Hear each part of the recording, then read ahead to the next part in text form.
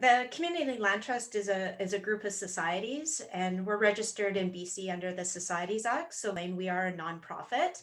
One of the distinctions as well as a nonprofit, we're actually not a co-op, but our ownership and our roots are deeply related to the cooperative housing sector. We're actually owned by the Cooperative Housing Federation of BC, which is actually a group of social purpose entities that are made up of member housing co-ops and associated organizations across BC.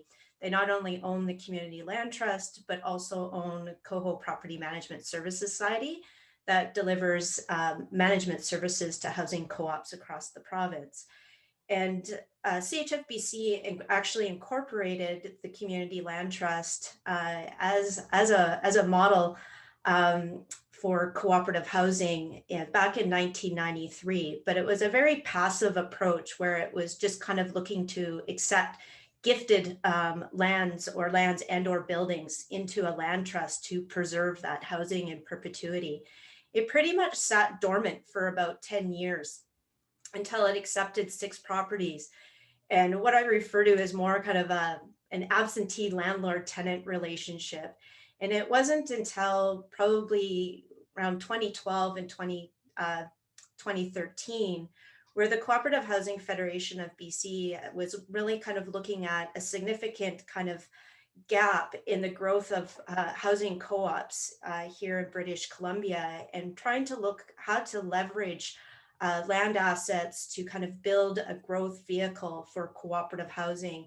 And that's when they revisited the land trust model and wanted to really turn that into a real estate development arm of the federation that could help growth and look at that aggregation of assets of not only in the co-op housing sector, nonprofit sector, and government partners to build more co-ops and nonprofits in the province.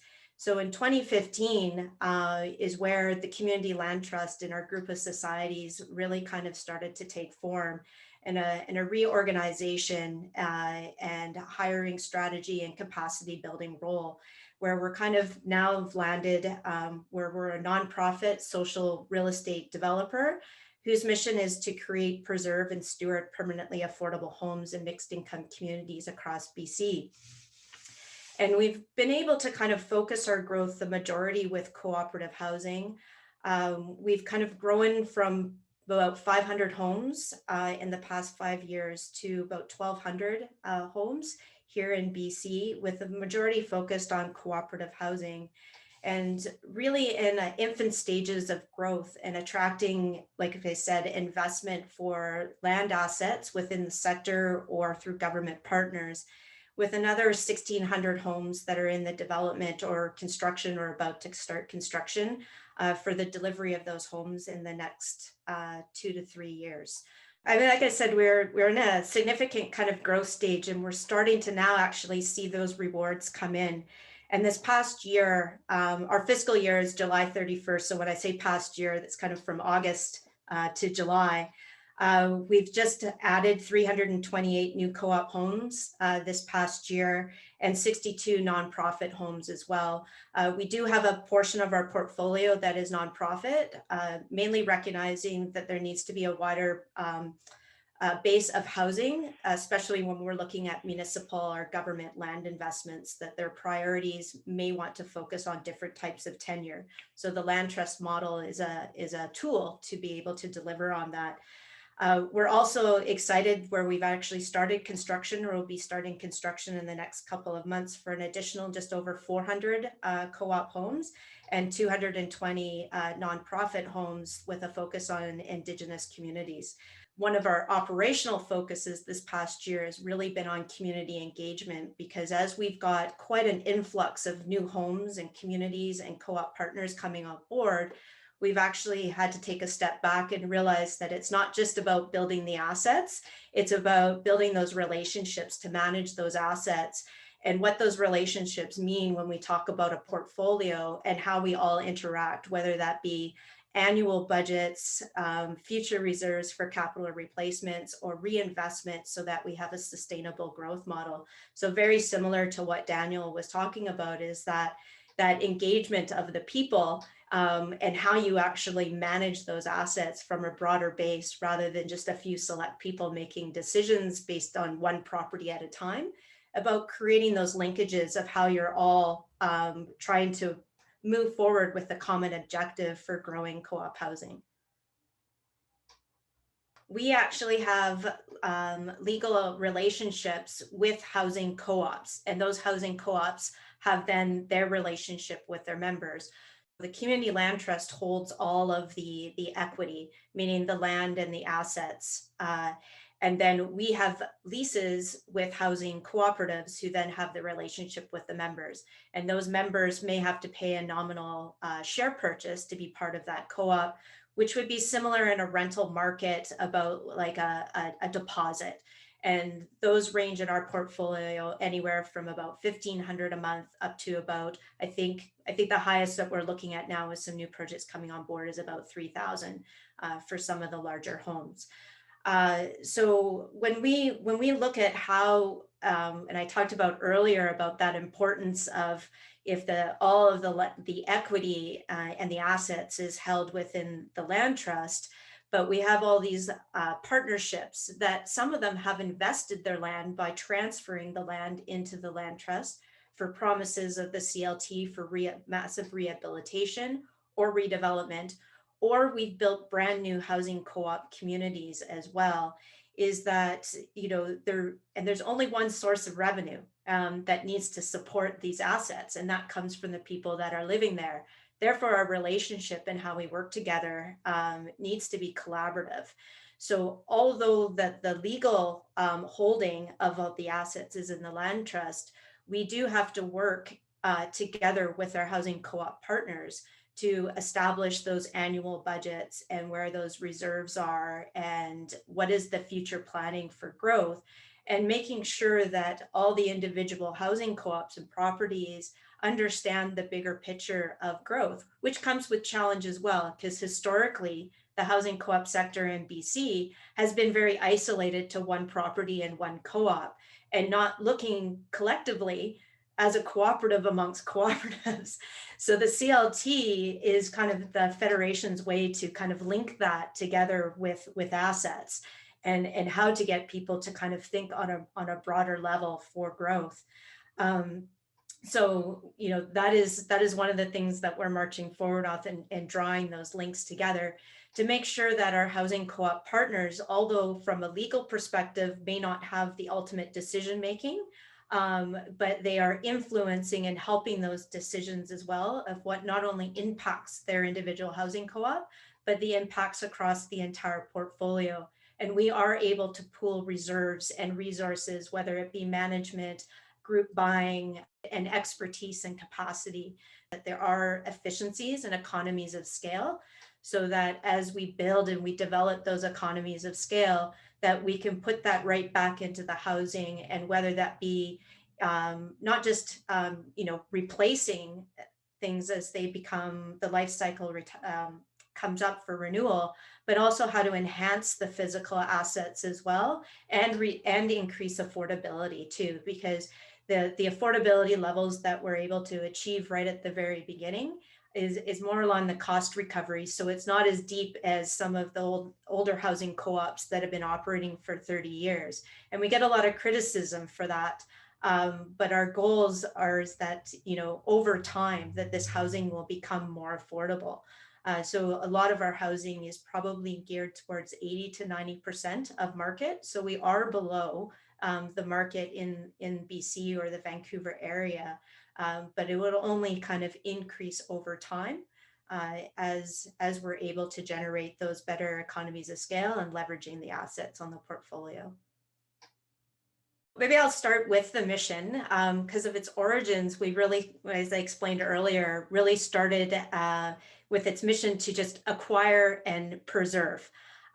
So that was just accepting assets and preserving existing housing. The big shift that we had that happened, in about 2015, was really to turn it into the growth vehicle for cooperative housing, which was about create housing and then steward the housing as well, which when we refer to steward, that is really managing the asset itself and our partner relationships. And so that was really kind of the big shift to kind of look at how do you add to the community land trust model for growth and stewardship.